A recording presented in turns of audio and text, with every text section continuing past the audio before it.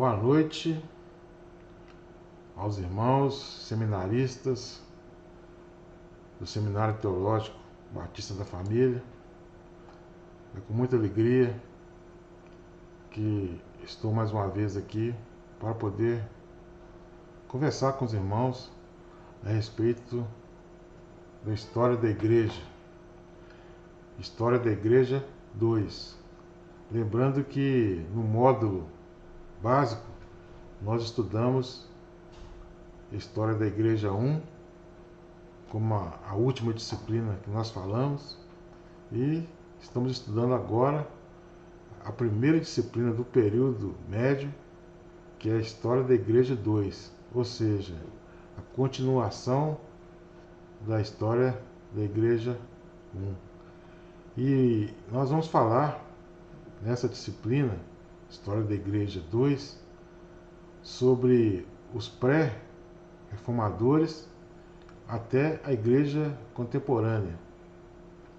Então, vai ser uma caminhada muito proveitosa, uma caminhada difícil, uma caminhada longa, mas muito proveitosa, na qual nós, com toda certeza, iremos aprender muito a respeito da teologia. E para iniciar essa aula sobre História da Igreja 2, é necessário dizer que a História da Igreja 2, no nosso estudo, inicia-se na pré-reforma.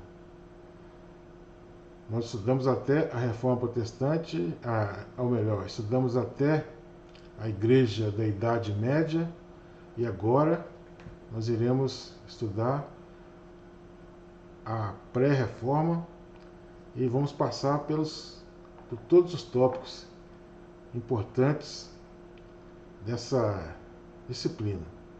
Primeiramente, os reformadores, os principais reformadores são John Wycliffe, John Hus, Jerônimo Savonarola, William Tyndale, e vamos falar também das suas principais contribuições. Primeiramente, gostaria de falar do contexto em que iniciou-se a pré-reforma. A Igreja da Idade Média havia se corrompido. Havia também a supremacia, neste período, da igreja que estava em Roma. A igreja que estava em Roma era apenas uma dentre várias igrejas que tinham. E logo após a queda do Império Romano, a igreja de Roma, ela chamou para si o conhecimento, o poder do conhecimento e o poder da interpretação bíblica. Ela chamou para si.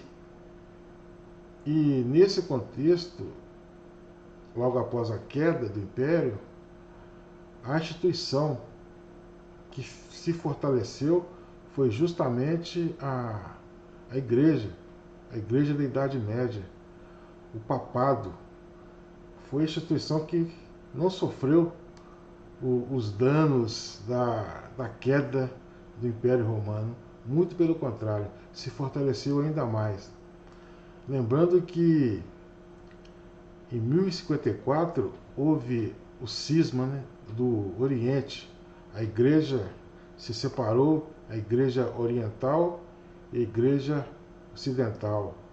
A Igreja Oriental com sede em Constantinopla e a Igreja Ocidental com sede em Roma. Essas foram os dois polos, essa separação. E durante esse período da Idade Média, a igreja cristã já não era mais aquela igreja perseguida, e sim ela se tornou a igreja do Império Romano, a igreja oficial do Império Romano, e por si só, através desse fato, teve que se adaptar. A igreja se adaptou porque agora ela era a igreja do imperador. E depois que o Império Romano caiu, essa igreja permaneceu forte, como nós já dissemos anteriormente. E foi com o desenrolar dos tempos, entrando no seio da igreja, muitos dogmas que não eram ortodoxos, né? Ou seja, eram dogmas que não tinham embasamento bíblico e não tinha um alinhamento com a igreja primitiva, com a igreja apostólica. E começou esses dogmas a originar rituais muito pouco ortodoxos. Pois bem, essa situação, com o passar dos anos, foi desagradando a sociedade medieval e foi trazendo um desgosto muito grande para a população, porque ela se sentia oprimida pela igreja. E em certo momento, o Papa, ele, com o desejo de construir a Basílica de São Pedro, ele começou a cobrar indulgências, ou seja, pessoas que iriam obter a salvação ou outros benefícios por parte de Deus através de pagamento em dinheiro. Essa era a indulgência. E esse foi o ponto central que culminou a Reforma Protestante, quando, lá no século XVI, Martinho Lutero, ele pregou na porta do castelo de Wittenberg as 95 teses. E muitas dessas teses eram contra a indulgência, que era a cobrança para obter favor da parte de Deus, ou seja, cobrança para obter a salvação. Doutrina totalmente heterodoxa, totalmente fora dos conceitos bíblicos. Bom, mas voltamos à pré-reforma, que, como o nome já diz, veio antes da reforma. E tivemos pessoas, homens importantes, que foram precursores, né, dessa reforma. E vamos falar um pouco desses homens, os pré-reformadores. Tinha várias pessoas que não estavam satisfeitos com o que a igreja estava apregoando, com a doutrina da igreja, que estava totalmente corrompida. Então, os pré-reformadores foram muitas pessoas, mas nós separamos 4 dessas pessoas importantes para representarem uma gama de homens abnegados que fizeram acontecer esse importante ato desse período da pré-reforma. Esses homens, vamos falar aqui a respeito deles, falar primeiramente o nome deles, né? O primeiro listado aqui é John Wycliffe, o outro era John Hus, Jerônimo Savonarola e William Tyndale. Esses foram os principais, foram aqueles os mais renomados dentre os pré-reformadores. Vamos falar primeiramente do John Wycliffe. Ele, reformador inglês, nasceu em 1328 e faleceu em 1384. Esse pré-reformador, ele acreditava na autoridade da Bíblia como regra de fé e prática, e não na autoridade do Papa, como era pregado. Para a Igreja da Idade Média, o Papa era a principal fonte de autoridade, juntamente com a tradição, e nós podemos dizer que eles apregoavam que o Papa tinha autoridade igual ou até maior do que as Sagradas Escrituras. Na teoria, eles diziam que tinha a mesma autoridade, as Sagradas Escrituras, o Papa e a tradição. Porém, na prática, eles atribuíam ao Papa e à tradição uma autoridade até maior do que a própria Sagrada Escritura. O John Wycliffe ele foi professor e pregador lá na Inglaterra. E suas principais confrontações ele era contra a indulgência e também colocava Cristo como chefe da igreja e não o Papa. Veja bem que a Igreja Católica Apostólica Romana da era medieval, ela colocava o Papa como chefe da igreja. E até hoje, o Papa é o chefe da igreja. Então, até em latim tem o nome de Vicarius Dei, que é o substituto. Vicarius é o mesmo que substituto. E então ele é o chefe da igreja, até segundo a própria Igreja Católica dos dias atuais. E ele tinha também o desejo não de separar a igreja, ter um cisma, mas sim de reformar, de consertar aquilo que estava errado, consertar aquilo que não estava correto dentro da Igreja Católica Apostólica Romana. E John Wycliffe ele era contra a transubstanciação. Aqui no slide está a substanciação, mas não, é a transubstanciação. Ou seja, ele era contra o que a Igreja Católica pregava a respeito da ceia do Senhor. E a Igreja Católica pregava que Cristo estava presente na ceia do Senhor de uma forma transubstancial, ou seja, de uma forma literal. Era o corpo e o sangue de Cristo, literalmente, ali, naquela representação do vinho e do pão. Coisa que é totalmente errada, porque Cristo está ali representado espiritualmente, no muito simbolicamente, mas nunca literalmente. John Wycliffe, ele morreu em 1384. Ele foi vítima de uma embolia. Porém, no concílio de Constância, ele foi considerado herege e teve seu corpo exumado e depois queimado.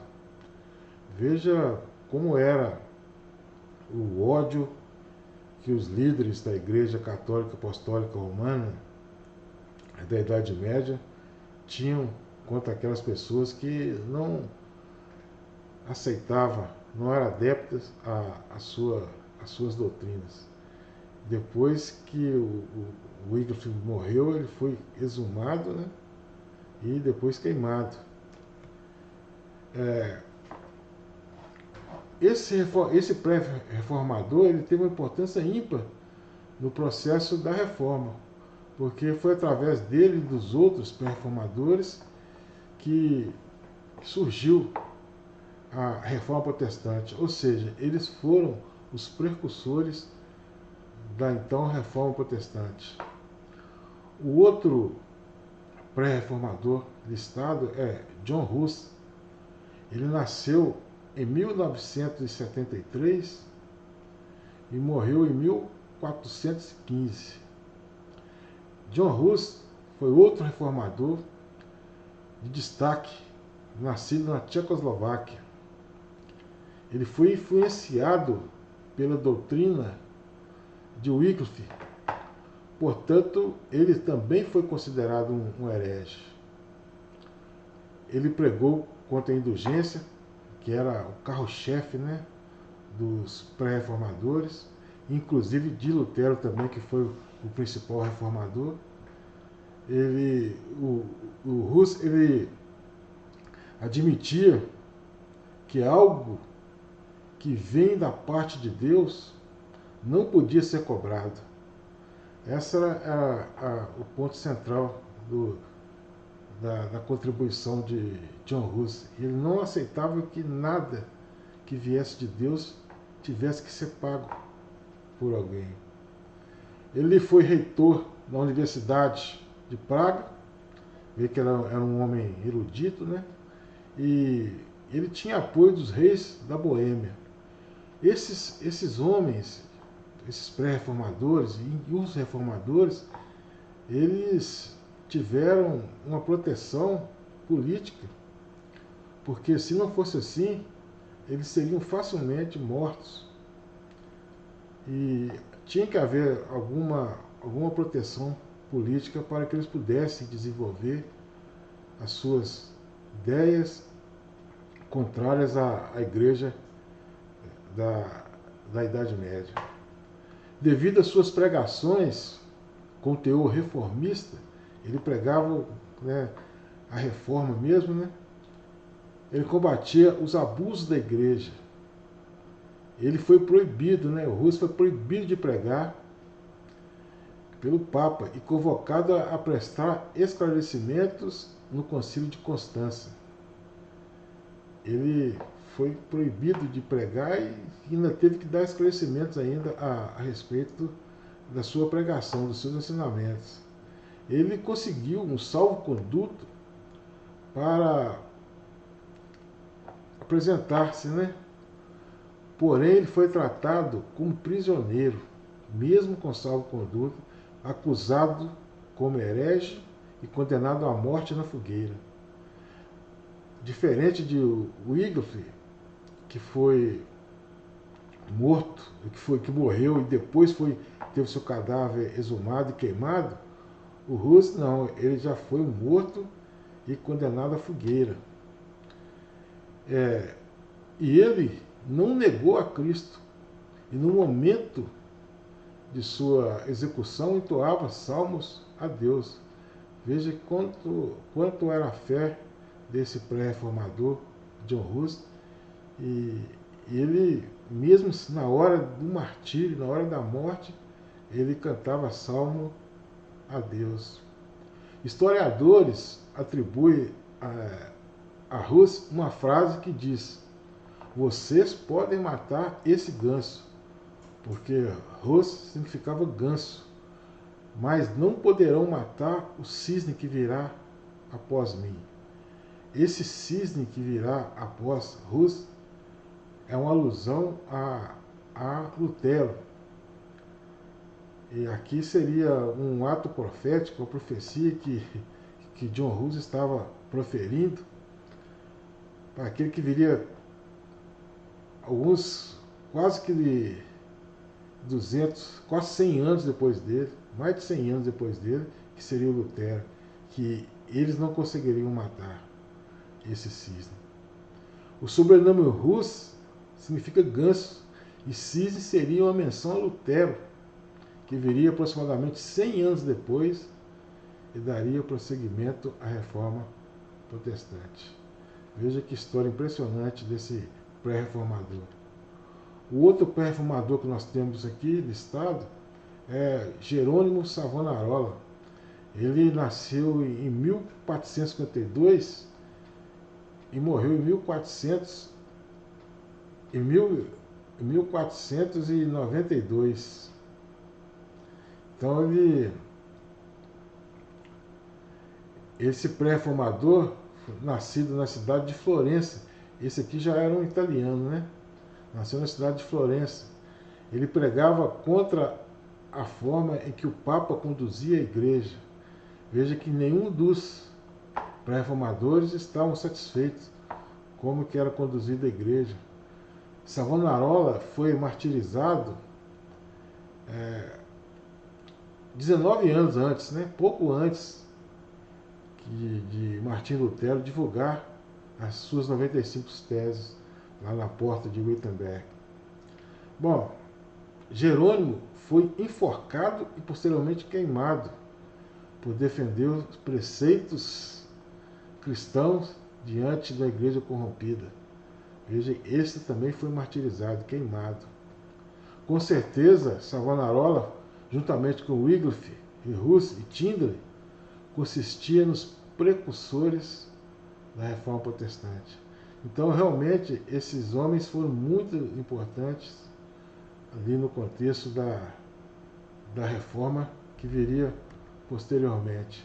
Vamos falar agora do Tyndale, 1494 a 1536. É o quarto e o último dos pré-reformadores relacionados. Foi William Tyndale. Ele nasceu na Inglaterra e tinha o desejo de traduzir a Bíblia para a língua inglesa. Veja que Lutero traduziu a Bíblia para a língua alemã. Já William Tyndale, ele traduziu pelo menos parte da Bíblia para a língua inglesa. E o desejo dele era que todas as pessoas tivessem acesso à Bíblia Sagrada, independentemente da sua posição social. Mais uma vez eu ressalto aos seminaristas que somente a Igreja Católica tinha o poder de interpretar a Bíblia, a Igreja Católica Apostólica Romana. Eles chamavam para si essa atribuição de interpretação. Somente eles. E eles de maneira nenhuma queriam que pessoas leigas, interpretassem a Bíblia. Por motivos que a gente pode imaginar. Porque eles não queriam que as pessoas soubessem a verdade. Porque as distorções que aconteciam na igreja eram tão grandes que se as pessoas tomassem conhecimento da verdadeira palavra, dificilmente a igreja teria condições de forçar as pessoas a fazer o que ela forçava. Né? Devido ao desejo de traduzir as escrituras para a sua língua,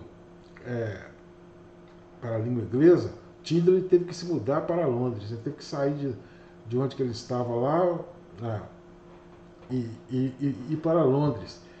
E nesse período a perseguição era tão grande que